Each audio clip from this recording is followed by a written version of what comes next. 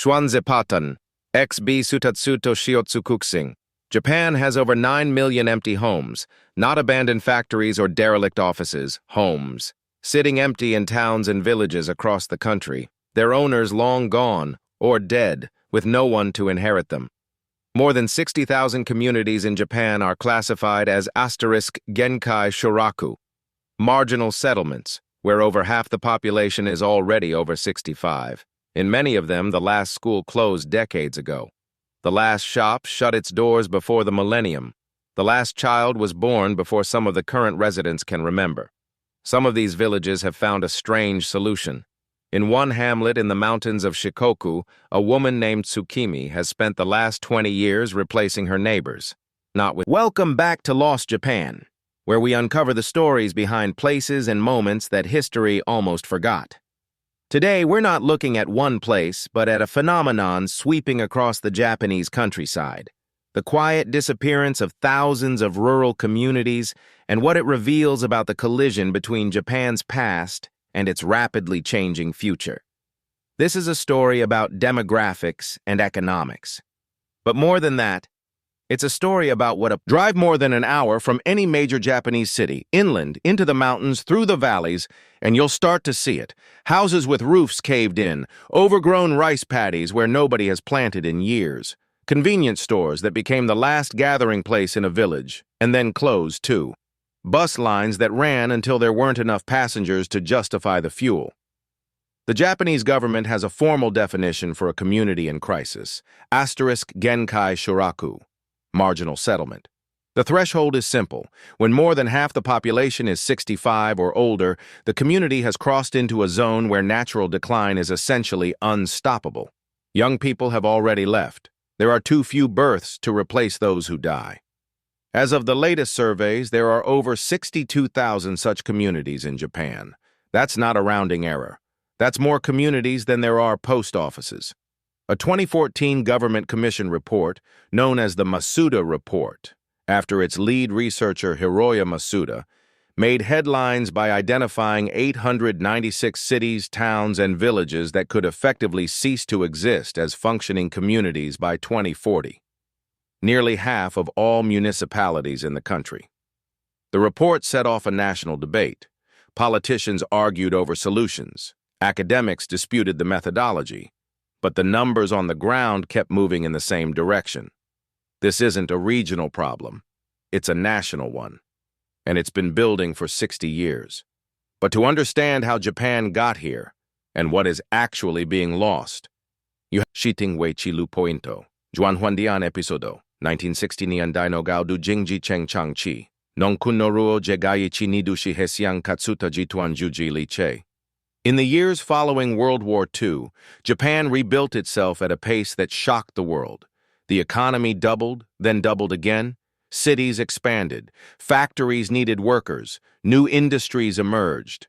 And for the first time in Japanese history, on a large scale, the countryside was no longer where the opportunities were.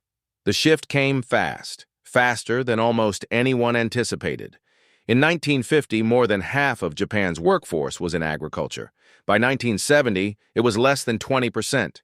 The change happened in less than a generation. Entire ways of life that had existed for centuries were compressed and rerouted in the span of about 15 years. It happened in part on trains. Every spring throughout the late 1950s and 1960s, trains departed from rural stations loaded with teenagers, boys and girls 14, 15, 16 years old, heading to the cities for factory jobs arranged through their schools. These were called the Shudan Shushoku trains, the mass employment trains. Parents lined the platforms, teachers gave speeches, and the children of farming villages boarded and did not come back.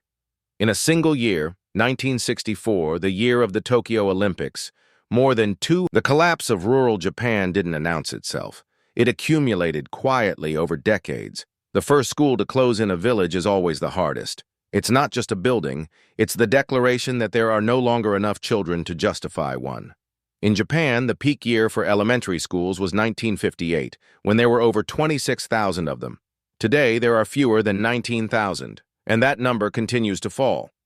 After the school closes, the convenience store closes, then the doctor's office, then the post office.